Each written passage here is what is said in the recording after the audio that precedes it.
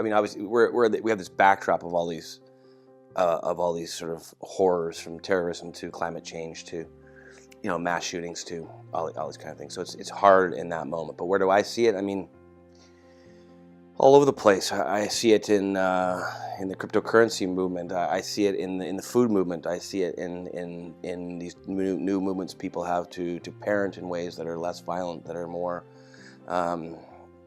compassionate. I see a lot of people's deepening understanding in our culture of trauma, and I mean, I could go on and on. There's a lot of places where that sort of new culture is being built in the shell of the old, and I think that's where I mostly see God at work. I see God at work in absolutely everything, and I try to share that with people. I see God in the droplets of rain on a spider web. I see God in the reaching out of a person who just stabilizes their neighbors so that they walk a little bit safer. I see God at work in the awe of a child laughing, in the tears of someone who has just experienced generosity from another person.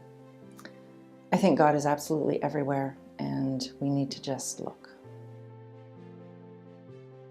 I think for me, in a strange kind of way, it always comes back to congregational ministry, where ministry in communities of faith.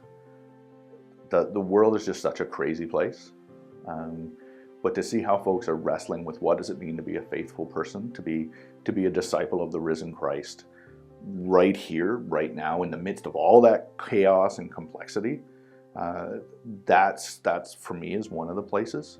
I saw that most fully last summer when we had 10,000 evacuees show up in Prince George, and folks just kind of dropped everything that they were doing and said, what my faith calls me to do now is go and spend 10, 12, 14 hours at the reception center helping folks kind of deal with the trauma.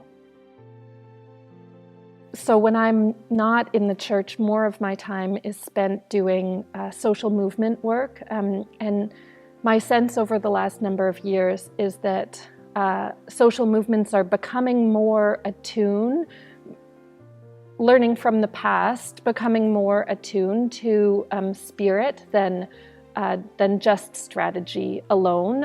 In Canada, I think we really have strong Indigenous leadership to thank for that, and getting to see the way that is shifting people and shifting the culture of those relationships and organizations has been powerful. I think it's imperfect and there's a lot more to learn, but there is God in that learning.